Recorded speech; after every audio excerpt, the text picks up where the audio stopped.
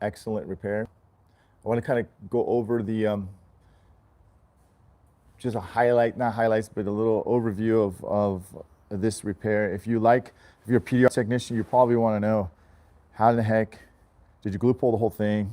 Did you what did we need to do this? We're going to do a little bit of buffing here, but other than that, it should be good. So the first thing that Joe did was pretty much glue pull 90% of this repair. He did end up pushing it towards the end, and here's some of the tools that he was using to do that. You got a craft tip tool. I guess we'll before I get into that, I'll tell you guys what's going on with this. If you are a Pdr technician, this is what's going to happen. You're going to have to drop the bumper no matter what. This is a few things involved. You're going to drop the bumper, but be prepared to reset the system on a Rivian. This is going to have to come off. That's going to have to come off. The wheel is going to have to come off. It's a 7,000 pound vehicle, so you're going to need a very, very good jack. But the wheel comes off. You're going to have to take the liner out, and there is basically an inverted vent inside there that's about 1 foot long. And you take it out, and it's about 3.5 inches wide, and you have all this room to get to this area. Pretty much this whole area that you can get to about right there. The interior panel comes inside. You have very limited access in this area. There's some sound deadening, some nasty sound deadening in there. Basically what it is, it's like that waffle sound deadening in there. That is going to be a very big challenge. This is not like an average Pdr Tech repair. You're probably gonna have to have a shop to do this. I wouldn't try to do it in someone's driveway. And if you do, I mean, maybe you could. And you probably would if you got the power, willpower, and the tools to do it. But it's not easy, because he had a crease. The gentleman had a crease all going from here all the way down. You'll see that in part 1 if you guys want to watch that, in case you're just joining me.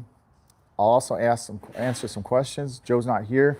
He couldn't make it because he finished it last night. He was tired. I was tired. We wanted to do YouTube, but it was just too late. So that's why I'm filling in and just kind of going over what's going on. We're gonna have a podcast about this. We'll show the steps about what happened and how it was involved and all that. It was a pretty cool, crazy repair. But there's a vent in there, and you can take it out, and it's not easy.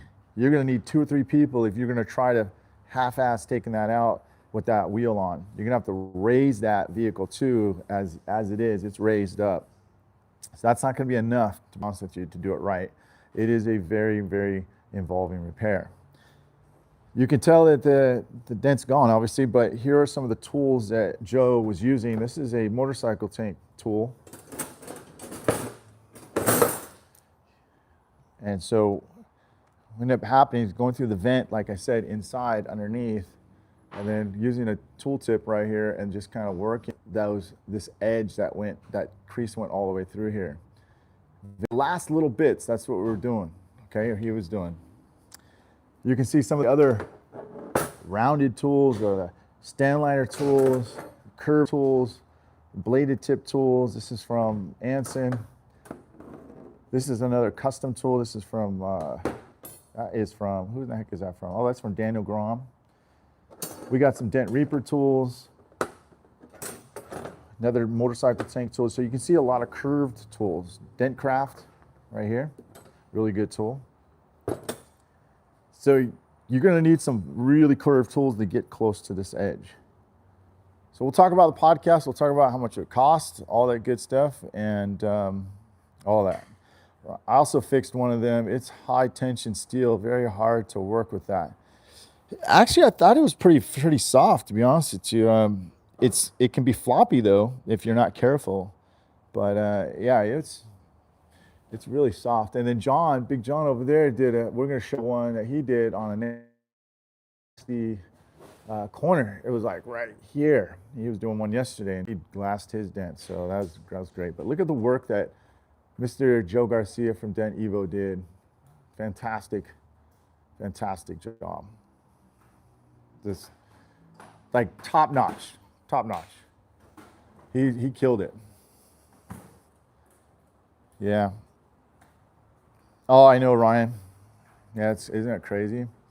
So if you guys watched part 1, I think you'll really appreciate how this dent came out that Joe did. It's just a phenomenal repair. So these are some of the tools, and then here is a light that we use. This is a custom LED light from Ultra with the lines across it. It's 2 foot by 24. So 1 foot, yeah, 2 feet by 1 foot. So 24 by 12. This is the Carbon Tank Black Widow stand.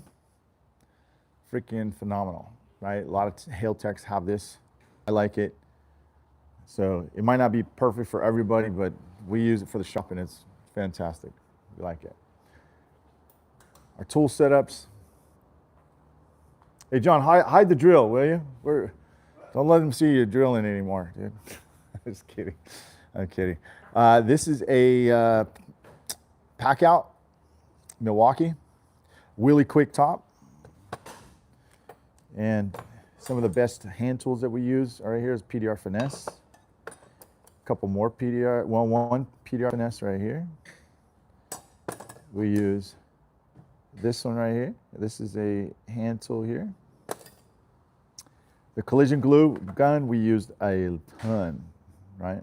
Used a ton. And lots of afterburner stuff right here. Other than that, let's see here. Let's go to this tool rack here. This is Breet Tools. We had our heat gun here. I know it's a little messy. This week was really crazy, and we're still working on stuff.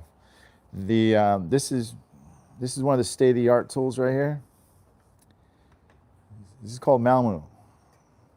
And I'm not lying. This was a state-of-the-art in 1991. This is how old this tool is. This is one of my first tools with my stepdad. He taught me how to use PDR tools, and this is it. I have to probably go get a tetanus shot after this because it is so old. But I'm not lying. I'm joking aside. This is what helped start our business, and it was called Dent Man back in the day when I worked with my stepdad. So I'll try to answer any questions. You guys have any questions for me, or you have anything for Joe? Please leave a comment for Joe, you know, after the recording, and then hopefully he's able to respond. But yeah, so over here we got a hail truck that came from Phoenix. So Phoenix had a recent, let me clean my lens here. Phoenix had a recent hailstorm about a month ago, and so that came over here. There we go. So yeah, I hope you guys have a happy Friday. Anything else, John? Was there anything else about this? Oh, the R&I. What do you think the R&I is like? What would, if you had to do it all over again, the R&I on that Rivian? You got to reset it. You got to reset. You got to pull the bumper. You got to pull the liner, pull the wheel. Pull the wheel. Pull the vent. I mean, I haven't put it in Mobiltech RX, but I don't use Mobiltech RX for that kind of stuff. I just go by how much time it's going to take. How much time? At least. No, how much? No. Give me a time. Give me a time. In and out. Yeah. Probably about 3 hours. In and out. So I'm going to say it's probably about $600-700 in just R&I. Okay, right for that. So that's friggin' cool. Yeah, Chris, what's up, man? How you doing? Is there no other way a lined board like to see, what, hold on. There is no way other than lined board light to see micro details. That's subjective, right? I mean, we're not going to go into seeing which reflection's better. But listen, it doesn't matter if you're a line guy or a fog guy, you're looking at curvature, right? Is the line straight in the reflection or is it crooked? And that's basically what a line does. It tells you that. You see my blinds back there, right? Those are lines, right? And those are fine lines. Now, if we look at imperfections,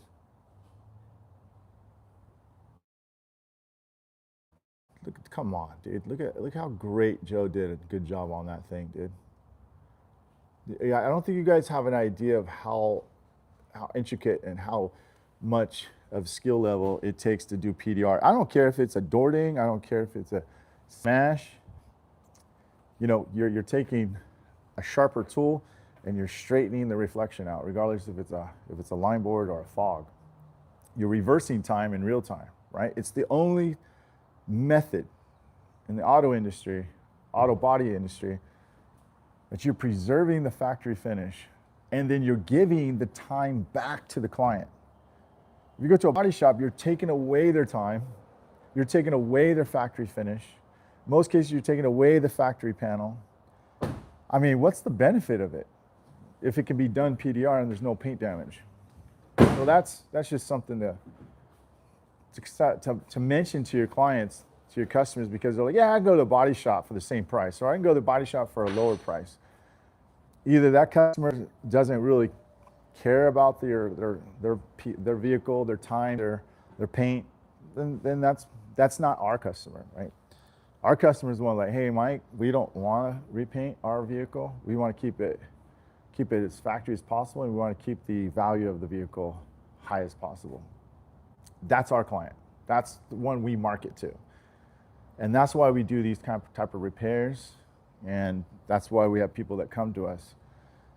Not people who are looking for the cheapest, but looking for the best. So it's like plastic surgery. And I say that all the time. And if you're like you were gonna get your face fixed or something, right? You wanna get some plastic surgery, you're not going around going, oh man, I wonder who's the cheapest, right? You're gonna ask who's the best. That's the same thing what we are. We're plastic surgeons for your vehicle. So I don't wanna go rambling too much on. We're gonna do a podcast probably next week about this, show some highlights. You'll see some little stuff coming out about how this repair was done by Joe. And he helped me because we were packed in here with Rivians, tailgates, cars. Still got a Hail car here left. We got a Mercedes coming in. So we've been really, really busy, and I needed his help. So thank you, Joe. If you see this video, I appreciate you, buddy. I really do, man. Skill levels through the roof. Brian, so yesterday I was thinking, since tailgates most times don't have good access for working with dents, specifically on body lines, is that to make some holes, or is there have direct access? Well, look, I had to make some access points. Let me show you. I have a Rivian tailgate. I had to make some access points. I told the customer that we had to do it, okay? Let me show you. Well, watch. Hold on. I'm like, so let me see, this body line, I'm not gonna lie, I'll show you a picture later, but this thing was smashed down. And then over here, there was nothing I could do for this. This was really, really deep. And this didn't come out perfect, but I would let the customer know already. You get hit that deep where it bends the edge underneath in the seam, you're gonna have to do what you gotta do. And I told the customer, because you open up this Rivian right here, and there's a big box brace right in this section, okay? You have to go underneath to make that access point. So to answer your question, you guys will see how bad that dent was. It's not no highlight reel, it's not gonna make it. And the reality of paintless dent repair, you're not gonna get every dent perfect, especially the very, very, very challenging ones. That's aluminum, by the way, that tailgate. High strength aluminum. Very, very hard to work with. You need lots of heat. You'll probably get the most transparent truth from Dent Time about what comes out good, what comes out perfect, what comes out so-so. Don't be ashamed of that you can't fix every dent perfect. That's how the reality of paintless dent repair goes. I think the best thing to do is communicate with your client. Set the expectations. Generally, you'll over meet the expectations because you want to do good, right? It's not about what the customer, if they are happy with it, it's something about what you want, or how good do you want to do it. And that's what makes a really good technician, is because, yeah, you can get it to their happy level or satisfaction, but what do you? How is it to you? And I think that's what matters the most.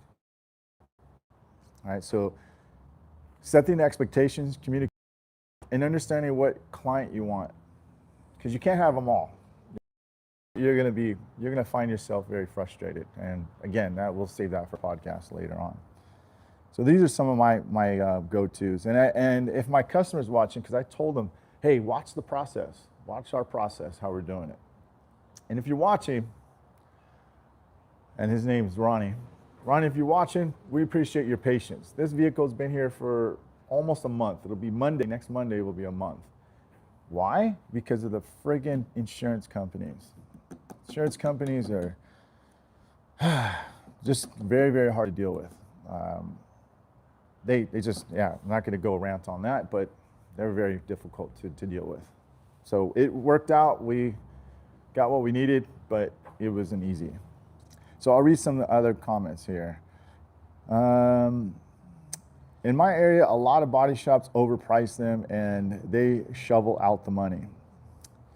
I don't know. I work with some really good body shops, and I think body shops are getting reamed bad by the insurance companies because they're not allowed to repair anything. They have to replace everything. And that's kind of, and then they control the cost and all that stuff. So I think the body shop's good. There's a lot of good ones out there doing their best. And then there's bad ones, just like Pdr Tanks. There's Pdr Tanks that will just do the minimum and drill tons of holes, unnecessary holes. And, you have bad eggs in everything, I think. Okay, exactly, there's no access, yeah. There's gonna be some scary times, absolutely, about PDR. 5 hours I was fighting with Rivian tailgates. Oh my gosh, dude. I'd say I got like at least that in that tailgate too. Yeah, I'll show you guys some repairs. Legacy done come, communication, transparent expectations, absolutely, 100%. Rogelio Fraga, need to learn ASAP. You take payment plans for classes?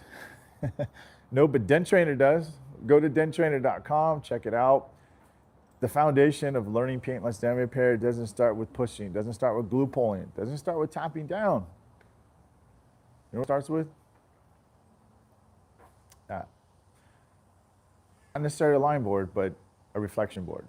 Understand your reflection board, you're going to understand a lot more about pushing, tapping, gluing, all that, because it's your GPS. Anyways, one more last look on the Rivian, and then I'll let you guys go. I'm going to tell Joe that you guys said hi. Give him a shout. Check him out on dentevo.com. Go check him out on his YouTube channel. He does phenomenal repairs. One of the most patient technicians in the world, in my opinion. I know there's a lot of good technicians. As a matter of fact, some of the best technicians are my friends, the people I know. So you will definitely appreciate how much effort goes into these repairs. So I hope you guys thought this was awesome and what he did. So don't forget to give him a shout. And we're going to go over some of the cool access points to get into these things. But you're going to have to charge for it, man. It's freaking tough, man, to get into these Rivians and pull all of that out, drop the bumper, do the whole 9 yards. So make sure you charge the value of your service, because if you don't, you're going to find out that you undervalued your service. I'm Mike Toledo. Thanks a lot. I appreciate you guys. Have a great weekend, and we will see you guys on the next live sometime soon. See ya.